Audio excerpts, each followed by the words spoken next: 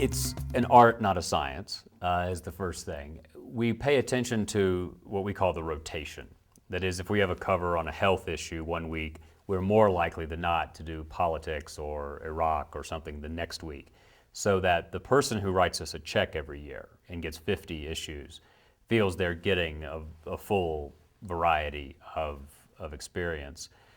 In terms of page for page, it's a matter of where can we add value?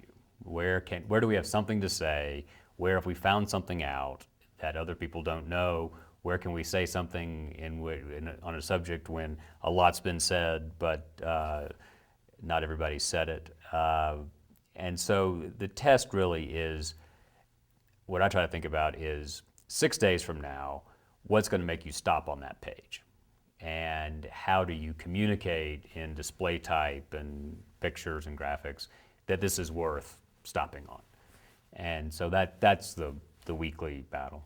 Given what I do day to day, as you say, if I'm going to do a book, it has to be something that I'm never going to think, oh God, I got to go work on that, because life's way too short. I have 2 little kids. It's just not worth it.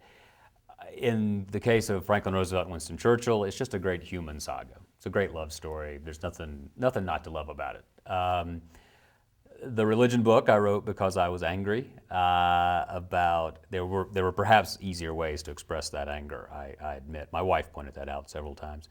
Because there was one edition of the New York Times, literally in August of 2005, where on the front page there was a Nobel laureate saying you could not be a believer and be a scientist.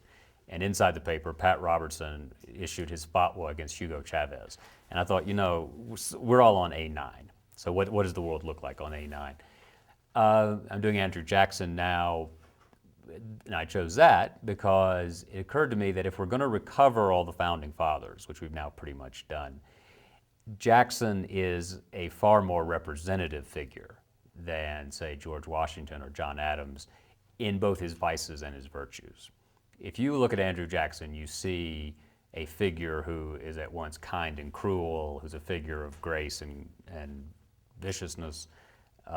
He can be an incredibly benign figure. He can also be violent and willing to tolerate things that we would not think we would.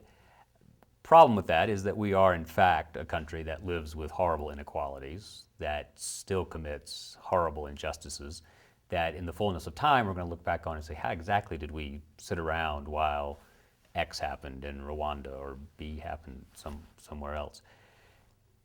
So I think if we understand people who represented those dichotomies in the past, we have some chance of being aware of those dichotomies now and perhaps solving them before they are allowed to be completely, is dichotomous a word?